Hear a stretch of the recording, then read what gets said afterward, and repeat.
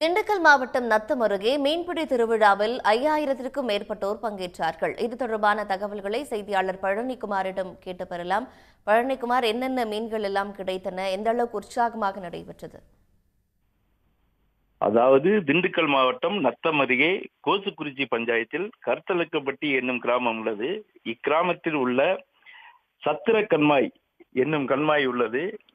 இக்கண்மாயில் 200 acre நிலப்பரப்பில் உள்ள இக்கண்மாயில் ஒவ்வொரு ஆண்டும் மீன்பிடி திருவிழா சிறப்பாக நடைபெறும்.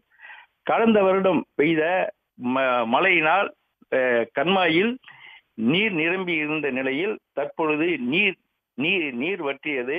இதனால் கிராம மக்கள் ஒன்று சேர்ந்து இன்று காலை மீன்பிடி திருவிழா நடைபெற்றது. இதில் மீன்பிடி உபகரணங்களாக வலை, ஊத்தா உள்ளிட்ட பல்வேறு உபகரணங்களை கொண்டு கிராம மக்கள் குளத்தில் இறங்கி கட்லா, ரோகு, கெண்டை உள்ளிட்ட பல்வேறு வகையான மீன்களை பிடித்து சென்றனர். இதில் கருத்தலக்கப்பட்டி கிராமத்தில் உள்ள ஏராளமான பொதுமக்கள் கலந்து கொண்டனர். தகவல்களுக்கு நன்றி பழனிக்குமார்.